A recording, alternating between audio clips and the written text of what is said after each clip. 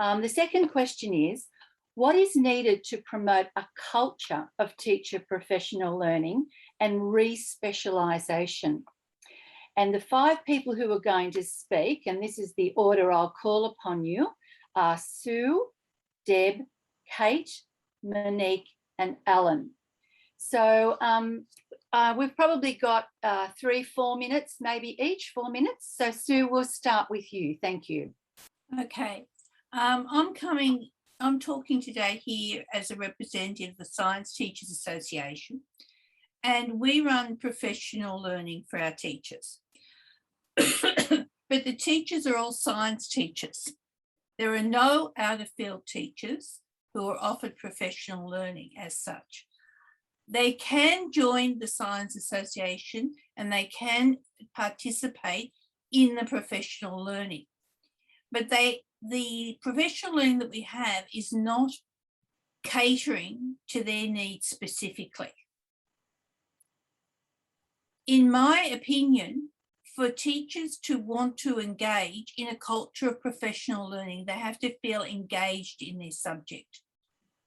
They have to want to teach it. So you've got 2 groups from what I can hear today of out-of-field teachers. Those that have been allocated in out-of-field and those that have taken it on and are keen to teach in that space.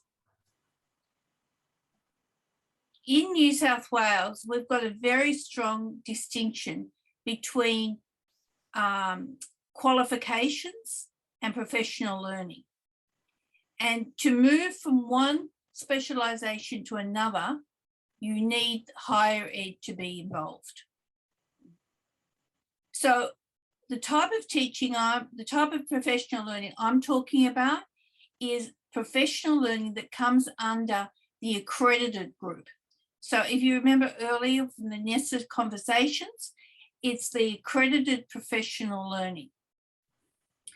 And this is available, but very little is known about who comes in as an out-of-field teacher unless they self-identify. And so far, I haven't had anybody self-identify to me. That doesn't mean they don't exist. They just haven't identified themselves. As it developed, we need some sort of a database for out-of-field teachers. So we need to create a provision for them to feel welcome. We also need a provision for where we're offering PL that is targeted towards our out-of-field teachers. Now, there are 2 areas in science that are actually really essential. One of them is scientific literacy, modelling, and the other area that comes into this is scientific method, which is a way to approach the issue or the subject or whatever you're trying to impart. An out-of-field teacher wouldn't have the background in those areas, and that would be assumed knowledge with the current PL. How am I going for time? You've got another minute. Okay, so my 2 suggestions are that we need to identify who they are, and second, I believe we need short, tailored PL so that it's on-the-spot training. If a teacher is told, next week you're going to start teaching Year 8 science, we need something that they can ring up the Science Association and say, have you got something to give me a bit of a background in this to get me going? They can take on more later. So that should be no more than about 5 hours, probably less, but at least 5 hours with some sort of a mentor type arrangement where they can then contact and say, well, I'm on to the next topic. Now what do I do? Yeah, great. Thanks, Sue. We'll move on to Deb, please. Thank you. And hello, and thanks for having me. Mm-hmm. So the question was about the culture of professional learning and how we can create a culture of professional learning and re-specialisation. And I want to stop there on culture because there's a real understanding in other industries that the culture comes from the systems that are in place around the individual. So the organisational structures and the systems and the modelling that's done. And the reason I want to say that is because I'm not sure that the problem that we currently have with out-of-field teaching, professional learning and re-specialisation is a cultural problem. I think it's a structural problem. So I don't think teachers are trusted to know what they need and when they need it. And I think this accreditation idea speaks to that, the idea that teachers can't be trusted to recognise professional learning that's useful and to support it. And so we're in Victoria, we don't have an accreditation process like that. And I think it is really interesting the extent to which teachers do vote with their feet when it comes to professional learning. So the barriers, as far as I think, to that culture, that flourishing culture where people are accessing professional learning and so on, is around funding and prioritisation.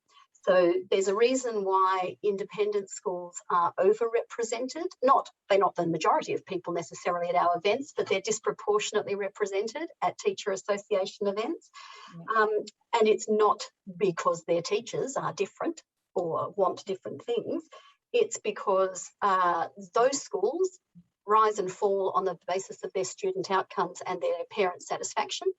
And the schools know that there's a link between those two things and the teacher knowledge, the extent to which their teachers are experts in their field. So what we hear all the time is teachers are asking and they're being told no. They are saying there is subject-specific expertise available, it's out there, it's being offered, the teachers' associations are running it, or, there's a course I can see, or there's, a postgraduate qualification that I'd like to do, and they're being told no. The priority is all being given to more general, school-based, whole-of-school professional learning, which, of course, weeds out the potential for subject specialisation. So some of that is definitely funding. We know that most schools don't have enough money to spend on professional learning and that it's not very well done, not very well supported, but it's also about prioritisation. I was in a conversation with a school principal who said without any self-consciousness that the only people that she would send to subject-based professional learning were people teaching at the year 11 and 12 level. So there's no self-consciousness around that. She felt she had increased her school's professional learning budget, by the way. She was a mad fan of professional learning, just not for subject specialisations, not for that specific knowledge. Another member of our organisation, of our association, recently wrote to me and said that her school had now developed a policy of hiring generalists, people who'd been trained more in those sort of general, often primary level, to teach up to VCE because they really liked all-rounders, because they felt they could slot them in anywhere, despite the fact that, of course, they are struggling to meet the needs of the curriculum at those levels. So at core, I think it's about the structural values around subject-based expertise and knowledge. Re-specialisation is great. If you know, nobody's going to re-specialise if they don't know that they're going to be teaching the same subject next year and the year after and the year after. So there's no point asking teachers to re-specialise or blaming teachers for not doing it when they get legal studies this year, politics next year, the year after that they're doing, whatever. And they never know whether or not the school is now going to invest in them to become expert at, or whether next year they'll be teaching something entirely different because subject expertise isn't valued. Might have to stop you there, Deb. Thank you very much for that contribution. Very valuable. Moving along to Kate, please.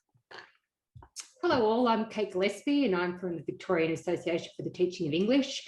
I want to acknowledge Lucinda McKnight, who got me involved in today's session. Lucinda's a valuable member, an invaluable member of the VATE community. So we look after English educators, secondary English educators within Victoria. We have an umbrella association called AATE. I've really found these last 2 days really quite fascinating as someone that works within a subject association, but prior to that I was a teacher and I was a leader of professional learning. And my focus comes back to the why. Why do we have professional learning or re-specialisation? And what I have found really interesting is the language that we have used over the last 2 days. So for me, the why, and I've written some stuff down, is that we need to agree about the rights of the student. I think whenever I developed professional learning programs, the student was always at the centre. So what is it that I need to do to support teachers in order for them to empower, to move, to grow their students? So I really think in terms of, creating a culture, it's about a moral obligation. We need to say that, students need to be taught by teachers with the required knowledge and skills. But not just that, that those teachers have access to resources and ongoing learning. So we need to advocate for that. So it's not just good enough to say, okay, we've got Kate in front of, a Year 9 group. We need to advocate that we, as a teacher, get resources and that we get access to ongoing professional learning and subject-specific professional learning. What I found teaching and being head of professional learning is that we were kind of dictated to by the department. So everything was rolled out, something new was rolled out every year. We had no time to grow and learn. I also think it's really important. Oh, actually, going back to that, we received funding from the Department of Education in 2017 to run a semester-long program for out-of-area teachers. And it was really interesting. We asked teachers why they wanted to be part of the program. And this really resonated. I thought this is really powerful. One of the applicants said, I would like to know that what and how I am teaching is not damaging my students' learning and future learning. So I think that that's really important. And then I think we need to agree, and we've had this discussion when we were developing this program at VATE, what is the essential knowledge for subject English? I did a lit degree, I did, and did my honours in Shakespeare. Then I had 1 year as a dip ed, and I was put into a class with, kids that were pre-readers. I could certainly choose a book, but how did I develop those skills? And is it about skills? Is it about knowledge? Is it about disposition? Is it about experience? What are the principles and the practice that are essential? And what is the deeply rooted knowledge from which we can grow? So in terms of a culture, I think it's important that teachers are seen as professionals, because often I think they think, I've been to school, everyone can do it. And that their knowledge and expertise is valued.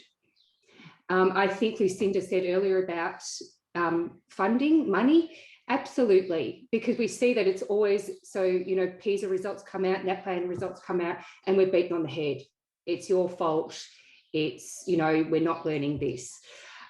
Teachers are seen, I think it's really important, as co-constructors of knowledge, that they're not passive recipients. So it's really important that we are meeting people at their needs, with their needs, because otherwise you are really that passive. I can go to a session, I can get the handout, I can get the PowerPoint, but how am I embodying that change? How is that affecting my practice?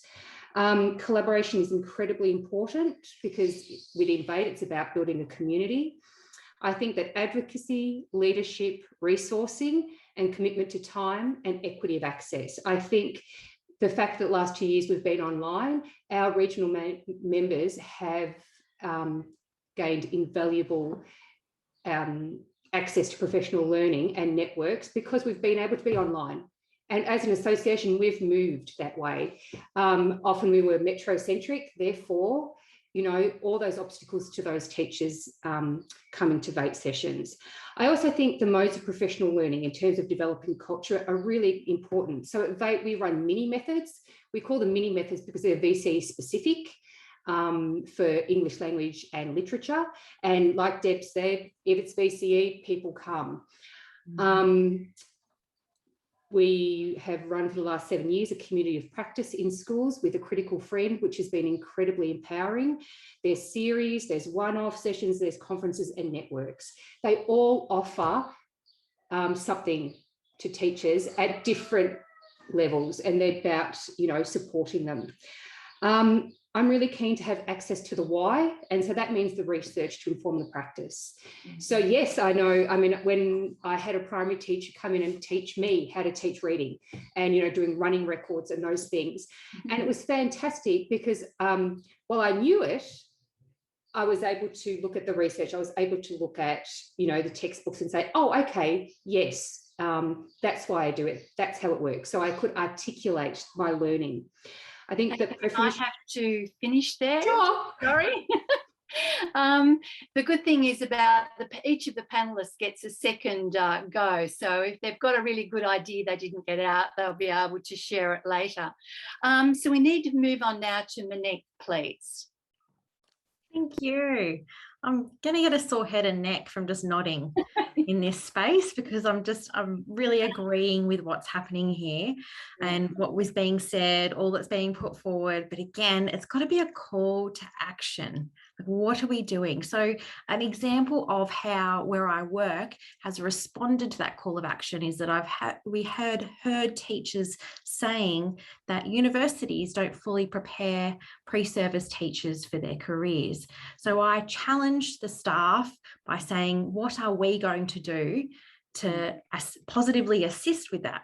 And that is a mentoring need. Mentoring pre-service teachers and hosting pre-service teachers ensures a stewardship of our profession. If we have high standards of our teaching and we have pre-service teachers that we mentor, then that high standard is passed to those that we mentor. Now, I'm going to let you know the numbers of the pre-service teachers at the school, and I love this reaction. We have anywhere from 70 to 90 pre-service teachers a year at the school that I work at. Now, that is huge. I know it's huge. I know it's huge because our teachers, this is the next bit, they don't even get the money for it. They do it because they want to be stewards of our profession. They want to mentor teachers. Now you look at the numbers of that, it's 120 teaching staff mentoring those high numbers. We have pre-service teachers all the time, all through the year. We treat them like staff. They get lanyards, they get a staff sign in, they do all of those things, and we make sure they have a good experience. Now that in itself, that mentoring, not just serves our pre-service teacher, but it also serves our teachers. It is enriching for them to give back. It makes them feel trusted. It makes them feel like they are the experts in their area, and they are. They are. Now, the money that we get from our university partnerships, where does that go? That goes into professional learning for our teachers. We have a wellbeing committee that money goes into. Because all of our teachers are contributing so broadly to these funds, we all benefit from it.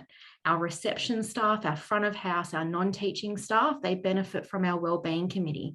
Okay, so having that structure around and that, I guess, importance around that mentoring. Like if every person in this room mentored another person, again, a call to action, what would that give back to our teaching and education community? And I know that you will coach those around you, but mentoring is looking after people who are growing. And that has to be really intentional to make sure that we cater for those people, because we know that the university courses don't fully prepare you. Okay, we know that they don't teach enough, classroom management or, planning. What do you do as a CRT when you when you don't have a lesson plan? Like all of those things you learn on the ground, and you learn with a really good mentor. Now, I've always had great mentors and teachers around me, and I think that we need to reflect and give back, because that's something really special about teaching, is that we have a great education community. So I feel like a lot of things weren't said here today, I meant to say here today, and it's been an echo, but another call to action from the people who are here: please get into mentoring, please get into supporting pre-service teachers in the capacity that you can, and get in there and do the work, because if we're noticing things that we need to improve, then let's get in there and do it. Thanks, Monique. Moving along to Allan, but one thing I thought I would just say before Allan starts is I'm hearing people say this is everybody's responsibility. Allan, over to you. Thanks, Judy. Look, there's lots of things that I had noted down that have already been said, and so I'll try and say some things and some thoughts that haven't. One of the things I want to pick up from the last Mentimeter session at the end of the last question is that whole idea of teaching is about facilitating learning. It's learning to learn. It's not primarily about imparting knowledge, and there is a place for that, and it is important, but teaching today is about learning to learn and facilitating that learning. And we need to think about how we build, and I'm going to quote from the last Mentimeter, how we build adaptive teachers with a rigorous commitment to learning. It's important that as professional teachers, we are still learning. And that's probably a very obvious statement, but I think it's a really important cultural point, to the point I think Deb made earlier on, that whole idea of modelling learning.